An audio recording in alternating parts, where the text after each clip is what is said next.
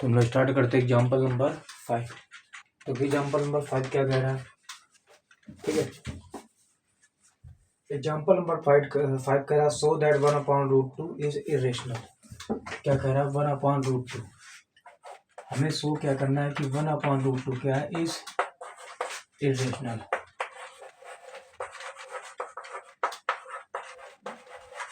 ठीक, तो यहाँ पर हम बात कर लेते हैं। देखिए 1/√2 को हम क्या कर सकते हैं, हम इसको लिख सकते हैं 1/√2 मल्टीपल √2 अपॉन √2। ठीक, इसके कॉन्जुगेट के जब मल्टीपल कर दो तो यहाँ पर क्या आ जाएगा √2 का √2 को मल्टीपल करोगे क्या आएगा 2। ठीक, अब ये आ गया √2 अपॉन 2। अब यहाँ पर लिखोगे, समझो √2 अपॉन 2 आ गया। ठीक ठीक, तो आप इसको लिख सकते हो, यहाँ पर क्या लिख सकते हो 1/2 ऑफ √2 मल्टीपल में। ठीक, तो लिख सकते हो लेट 1/2 इज मतलब 1/2 बी रेशनल एंड 1/2 बी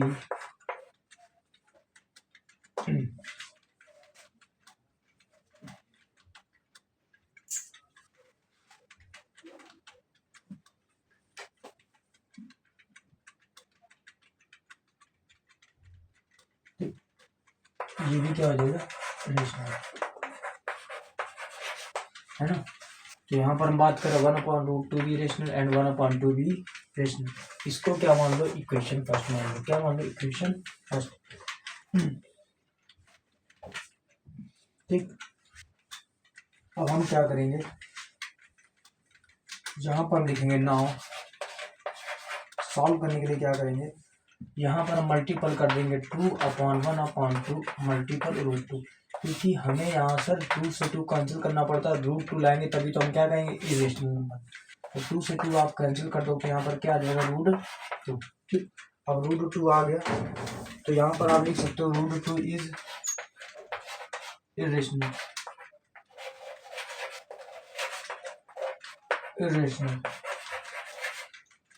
ठीक, क्योंकि यहाँ पे लिख सकते हो सिंस, क्या लिख सकते हो, क्योंकि प्रोडक्ट ऑपरेशनल, क्या लिख सकते हो product of rationals is rational. Product of rationals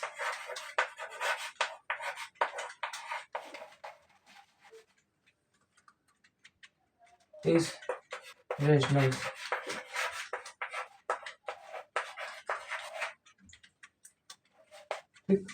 product is है ना। तो मान लो किसी भी रेशनल का हम प्रोडक्ट करते हैं तो product of rational is rational क्या कहलाता है, रेशनल ही होता है। अब यहाँ पर √2 इज रेशनल हमारा निकल के आ गया। अब देखो समझो, क्वेश्चन हमारा दिया गया था 1/√2 इज इरेशनल। क्या दिया गया था, इरेशनल। तो हमने मान लिया 1/2 मल्टीपल √2/√2 बराबर √2/2 1/2 ठीक, इक्वेशन फर्स्ट मान ली इसको। इसके हमने √2 का कॉन्जुगेट का मल्टीपल किया ना तभी तो आया। लेकिन हमें ये दिख रहा है कि ये जो चीज़ दी गई है यहाँ पर हमने लेट कर लिया 1/2 भी रेशनल। यहाँ पर 1/2 क्या है, मान लिया कि रेशनल है, और 1/2 भी क्या है, रेशनल है। हमेशा हम मान के ही करते हैं कि ये रेशनल है। अब हमने किया नाउ 2 मल्टीपल 1/2 मल्टीपल √2, ये जो दिया गया था इक्वेशन फर्स्ट थे, इसमें हमने क्या कर दिया, मल्टीपल कर दिया 2 का मल्टीपल कर दिया, तो ये 2 से 2 कैंसिल हो गया। आप मतलब अपने आप से हम मल्टीपल कर सकते हैं इसमें, ये याद रखिए रेशनल में। तो यहाँ से हमने क्या लिख दिया, क्योंकि product of rationals is rational, तो यहाँ से हमने लिख दिया √2 इज इरेशनल। अब देखो यहाँ तक तो हमारा सॉल्व हो गया। ठीक, लेकिन हम क्या लिखेंगे, दिस, क्या लिखेंगे, दिस कॉन्ट्राडिक्ट, क्या लिखेंगे, दिस कॉन्ट्राडिक्ट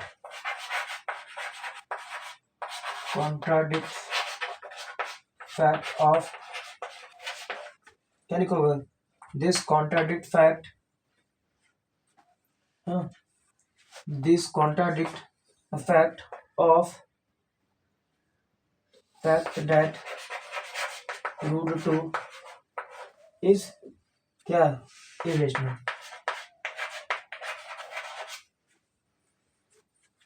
इरेशनल, इरेशनल, ठीक। यहाँ से सुना होगा तो हम लिख सकते हैं, फिर से एक बार समझ लो, क्वेश्चन में हमने क्या लिखा, this contradict fact that root two is irrational, ठीक, इतना हो गया। यहाँ पर ये समझना है, यहाँ पर ही कंफ्यूजन होगा कि टू का मल्टीपल क्यों करते हैं। अगर मान लो यहाँ पर 1/√3 आ जाता तो यहाँ पर पहले कॉन्जुगेट रूट थ्री का ऊपर मल्टी नीचे पल करते तो यहाँ आ जाता √3/3 आ जाता। तो हमें इस 3 को खत्म करने के लिए क्या करना पड़ता, नाउ 3 मल्टीपल 1/2, मतलब 3 का मल्टीपल कर देते हैं। तो हम लिख सकते हैं product of rational is rational, तो लिख सकते हैं रूट टू इज इरेशनल। यहाँ लिख सकते हैं this contradicts fact that root two is irrational, ठीक। ये चीज आप यहाँ पर कर सकते थे। उसके बाद थोड़ा सा देखो, ये क्वेश्चन जो है ना, हम इसको यहाँ थोड़ा बड़ा कर लेते हैं, उसके बाद हम लोग आगे चलते हैं, ठीक। आगे एक लैंग्वेज होती है हमारी, क्या लैंग्वेज होती है, सिंस, क्या लिखोगे, सिंस, सिंस, सिंस लिखोगे आप, the contradiction arises by assuming that the contradiction,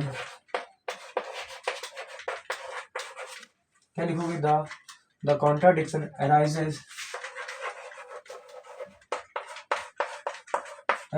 by assuming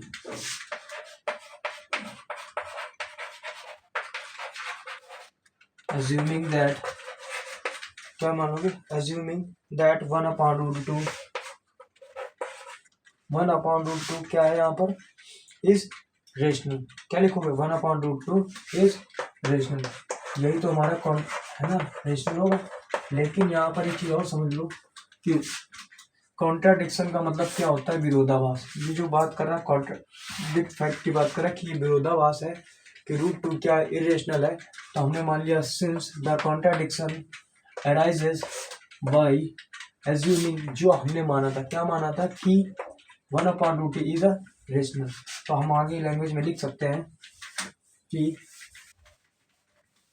अब इसको हम पूरा रब कर दे रहे हैं ना, तो आप यहाँ पर ये लिख सकते हो कि 1/√2 भी है ना इज 1/√2 इज इरेशनल, है ना। ये तुम यहाँ पर लिख सकते हो, क्या लिख सकते हो, सिंस 1/√2 इज इरेशनल, ठीक है। तो देखो हमेशा पहले नंबर क्या मानना पड़ता है कि मान लो कोई एग्जांपल दिया है या क्वेश्चन दिया है कि मान लो 1/5 है, ठीक। सपोज करो यहाँ पर हम एक और एक चीज समझा देते हैं यहाँ पे, है ना। सपोज करो कि जैसे यही क्वेश्चन में आपसे दे दिया जाता कि मान लो 1/√3 है, ठीक। तब भी आप इसमें कितने का मल्टीपल करते, √3 का ऊपर √3 का नीचे, तो क्या निकल के आने वाला था, ये √3/3 ये निकल के आने वाला था, ठीक। फिर इसमें क्या करते, 3 का मल्टीपल कर देते, 3 3 कट जाते, तो लिख देते √3 इज रेशनल, ठीक, ये लिख देते। उसके बाद लिख देते यहाँ पर सिंस में लिख देते product of rationals is rational. फिर उसके बाद लिख देते दिस इज अ कॉन्ट्राडिक्ट्स, लिखोगे this contradicts fact that fact, ये लिख सकते है ना, this contradict the fact that, है ना, √3 इज irrational, क्या है, irrational, since the contradiction arises by assuming that 1/√3 is rational। तो लिख सकते हैं यहाँ पर 1/√3 is a irrational। ऐसे आप 1/√5 भी ले सकते हो, ठीक। ऐसे आप 1/√7 भी ले सकते हो, ऐसे आप 1/11 भी ले सकते हो, ऐसे आप 1/13 भी ले सकते हो, यहाँ पर 17 भी ले सकते हो, 19 भी ले सकते हो। लैंग्वेज सब में यही लगेगी, लास्ट में आपको सिंस लगाकर लिखना ही पड़ेगा। The contradiction arises by assuming that 1/√2 is irrational is 1/√2 is a irrational, ठीक है। तो ये चीज आप कर सकते थे, ठीक। उसके चलते एग्जाम्पल नंबर 6 पे,